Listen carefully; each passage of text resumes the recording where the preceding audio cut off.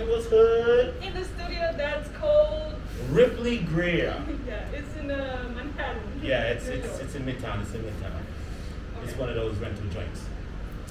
So Cebo, tell us, what do you do? What do I do? What is it that you do? I am a steward of the culture, is what I do.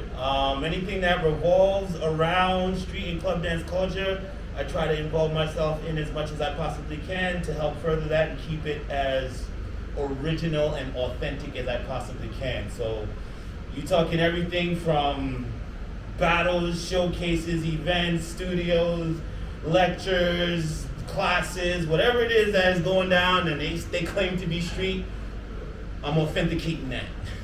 I'm putting that on the authentication roster is what I do. Right.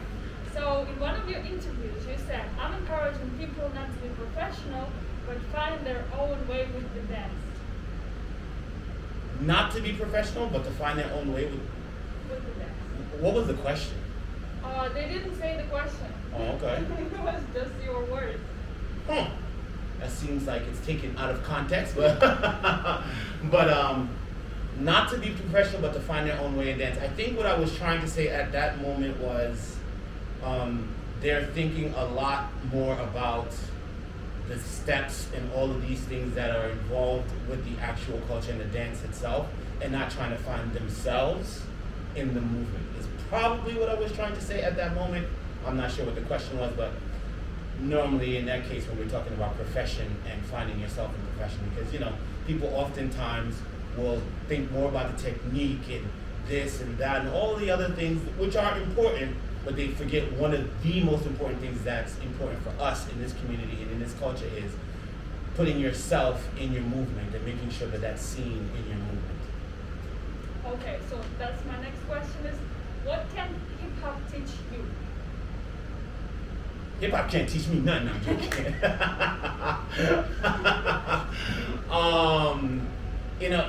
It's our culture, it is who we are. It is a voice that we've used to be able to express the things that are going on in our lives. So we use it as such. It's a microphone to amplify the things that are going on in your life. As it's coming from a culture and a standpoint of Black and brown people being marginalized, we try to voice all the things that were going on around us and put that in a form that people could understand. Like, yo, we don't have studios to dance in. This is why we dancing on the street. We don't have this type of music. This is why we made the music that we have. Try to voice what we feel inside and make it, I guess, a good representation of who we are, but yet make it palatable for everyone on the outside to look in and see what it is that we're going through. Thank you. What is the worst trouble you've endured in your career? The worst trouble I've endured in my career?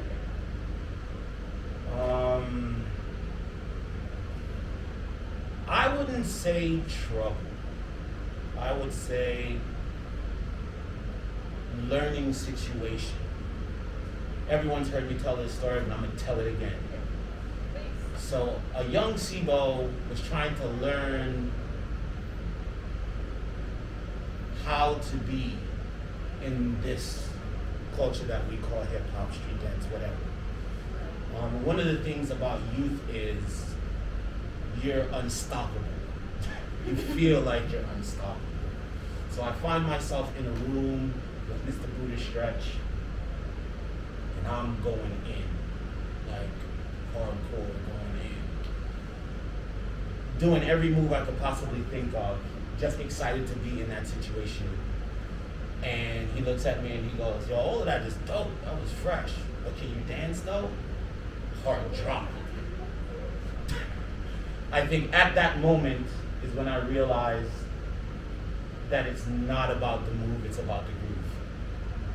Because up until that moment, it was just like, I gotta get this, I gotta get that, I gotta get this, I gotta get that, I gotta get this. But none of that makes any sense until you find a groove to put that all together. It's like, you learn all these words, but until you learn how to make complete sentences and paragraphs, it's just words. And the groove is? The groove is you. Um, you in a sense of you with music. You with music and movement together creates the groove. There are staple grooves that are associated with staple styles that you need to understand and then apply to your body to make it work for you. But the groove is you. It's who you are, how you attack, how you hear, how you translate what you're hearing, and how you put moves together with who you are. That's your groove. Thank you. Now, what is your living status as of today? Are you renting or you own your own place? I own multiple spaces. I own my own home. I own a studio in Japan, and I rent a studio in West New York, New Jersey. So I have multiple situations going on right now. Yeah. About young generation, what catch your eye when you look at young generation dance? The ingenuity. I think they are very good at pushing the envelope in a sense. I mean, we all did that, but specifically here in New York, because of the lack of studio, lack of leadership, lack of all of that, because of the lack of, they're able to pick up small nuggets of certain things and push it to a whole nother level. Whereas other places get full education on things related to hip hop and street dance. In New York, there really isn't much in education-wise, but they live it every single day. So watching them progress their style and what they do has been very impressive to me. And what age do you think kids should start learning hip hop? Oh, start learning hip hop? Yeah. Hip hop is a way of life. It's like the Mandalorian. It's not a race, it's a way of life. It's like how you live. Like I said, if they can nod on beat, if they can step on beat, if they can say 2 words on beat, they're ready. All right. What does hip hop affect today's society? I mean, hip hop is today's society. It doesn't affect today's society, it is hip hop. Anything that you can think of that goes on in the world today is affected by hip hop. They use it to sell and mediate everything. It's how we get around the world. It's how the world sees what's going on in the United States for a great many years now, almost 40, 50 years. If it weren't for hip hop, a lot of things would not be international at all, or even known about, to be totally honest with you. Not even international, but even known about. So, I mean, it's affected every single selling point that I could possibly think of, from fashion all the way to physical therapy. Okay. Do you think it could be more than government? What do you mean? The hip hop culture. Could it be more than government? What do you mean by more than government? Like bigger than the government? Yeah. I mean, everything's bigger than the government. Government is the government. I mean, it's the governing rules. Will it be as structured and as long lasting as the government? I would hope, yes. I would hope that at some point things get to that automated situation where even though people don't realize that they're doing hip hop, I would hope that that's the case, because that's what, this whole fight is with the government, is the systemic nature of government. Like things that you do that you don't even realize that you're doing because the government has put that in a system that works on its own. It's its own thing. So we're hoping that that's what culture can do, is get to a place where it can be sustained on its own. Okay. Do you think there is such a thing as a racism? Yes. Okay. There's most definitely such a thing as racism. Look at me. I'm black.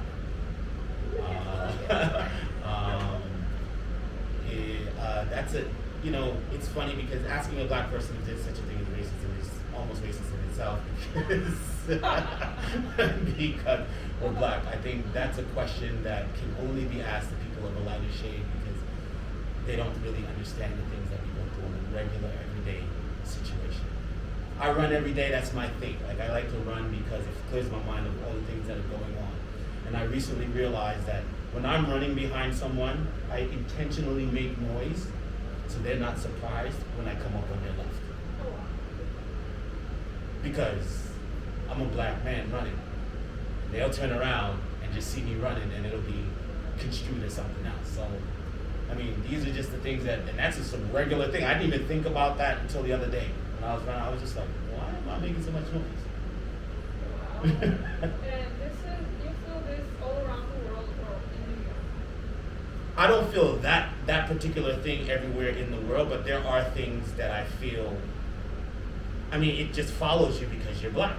Like, you tend to, that the systemic nature of who we are and how we live follows us wherever we go. So regardless of whether it's there or not, we are used to doing certain things, and so we do that. Is the nature of racism in America the same as it is everywhere else? No. Everywhere else is completely different in that the structure of that country is different than the structure of America. So I can't speak for everywhere else, but definitely here, racism is alive and kicking. Okay. About choreographers. What's Okay. the difference between commercial and not commercial? And why they still not get the credit they deserve? Choreographers don't get the credit they deserve, or, all right, so here's my thing with choreography. It's not a style of dance. Yes, Okay?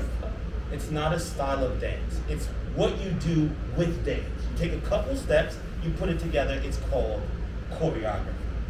Now, there's hip hop choreography, there's house choreography, there's locking choreography, there's any genre of dance that you can think of has a choreography, a set number of steps.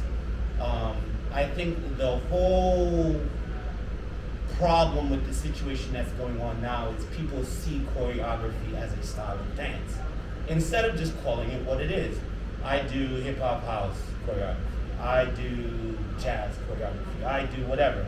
They just say choreography, and then later on it's like, oh yeah, well, choreography is hip hop. Choreography is not hip hop. That's not the same. So that's where the confusion is with that. As far as choreographers, I'm assuming what you mean by choreographers not getting the credit. You're talking about like that whole TikTok situation where dancers are creating stuff and people are taking it. Yeah, and not mention it. All right. So. Not only TikTok, all platforms. Well, dance in general. Yeah.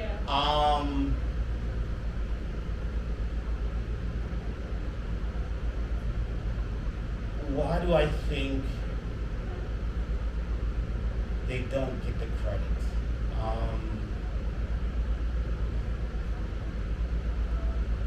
All right, so when you grow up on the street, you grow up with a set of rules in terms of things that you do and you do not do.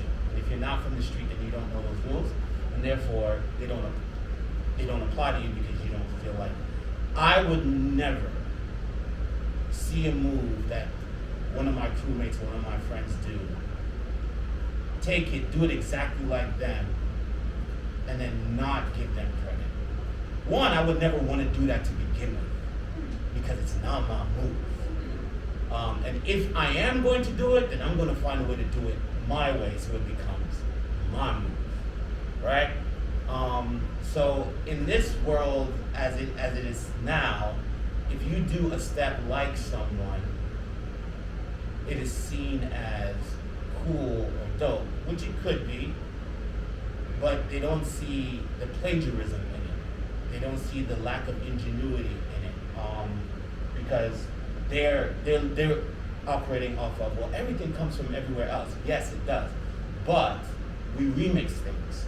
We don't do it exactly the way that it was done, and you can tell the differences between the original way that it was done versus how it's being done now. And regardless of whether you knew about what was being done prior, when it is brought to your attention, now you have to figure out what you're going to do. That's the problem. So most of them are just like, I don't care, it's mine now, and then that's that. You always have to pay homage to where things come from. You always have to give props when they're due. And I feel like a lot of people just don't know how to do that because everybody wants to eat. And by saying, well, it's not mine, it belongs to somebody else, that puts the idea that they're going to go to someone else instead of you, and they know, well, not no one, but they don't understand how to do that in a way in which they can eat and other people can eat as well. Okay, thank you. If you could collaborate with any artist, any dancer, any persona, who could it be and why?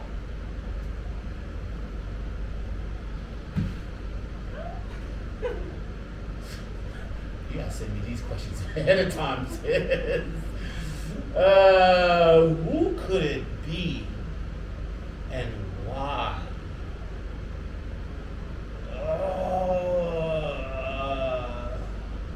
Okay, we got it.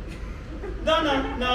I'm going to go with, off the dome, I'm going to go with, I would have loved to have been able to have been selected to do a dance with Don Campbell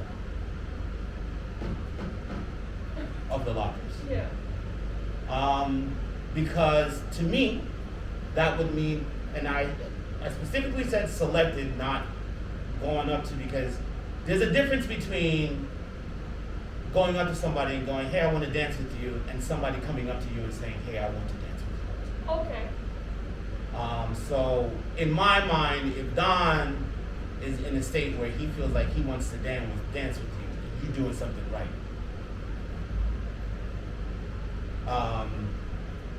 So that's who I think I would want to dance with and why. All right, thank you. You're very welcome. And my last question is, what made you want to have your own dance studio? When I finally got out of New York and saw what was going on in the rest of the world in terms of what they look at and what they see us doing, it got me to thinking about why I do what I do. So I started asking the questions to the only person that I could at that time, which was my mom. You know, why do we do this and why do we do that? And then it started to dawn on me that there are a lot of cultural things that we do that we don't even necessarily ask why, we just do it because that's the nature of the culture that we're in. And so in having my own studio, that allowed me to be able to help other people like myself who don't necessarily know why they do what they do, to have a realization as to what they do, like what a diddy bop is, what daps are, like, because we just do things, we don't necessarily always ask the question why. It isn't until someone asks us why, then we start thinking about it, we're like, wait, why do I do that? And then, at that point, you're trying to figure it out and there's nowhere to go for it. And so I wanted to have a place where people could go and get those questions answered. So. Okay, I wish you that the studio will be open how you want it. The next time we do interview, we'll be in the studio. So Yeah. thank you so much for your time. That was a pleasure. Thank you, I appreciate it. Thank you. Yeah, man, this past week has been just, oh my God, even today, I went into the studio. Tomorrow, the painters are supposed to come to paint everything. I go into the studio today. I look at the door frames like this. Yeah. So we're not doing this. See these things right here? We're not doing this. I wanted the door to be flush against the wall to come straight to the door, so we don't have this. I'm like, what is this crack here? He's like, oh, you have to put this down. I was like, I'm not doing that. Oh. I want the wall to be flush. You're supposed to sand all of that. And he's like, oh, well, then I'm going to need another day for that. Sir, you didn't think to ask that when you were doing it? Like, We need another day to fix the crack. So now I have to, but it's 7 doors, so they have to do it around all the doors. Oh. And they have to compound it, sand it, wait for it to dry, compound it again, sand it, wait for it to dry. And that takes a day or two to do. So now I have to push the painters back. Painters don't work on Sunday, so they need 2 days. So now instead of Thursday, Friday, it's now going to be Monday, Tuesday, because he now needs Thursday and Friday to do whatever he's going to do with the doors, which now pushes the mirrors back, so now I gotta go talk to the mirror. It's just, it's never ending. It's never ending.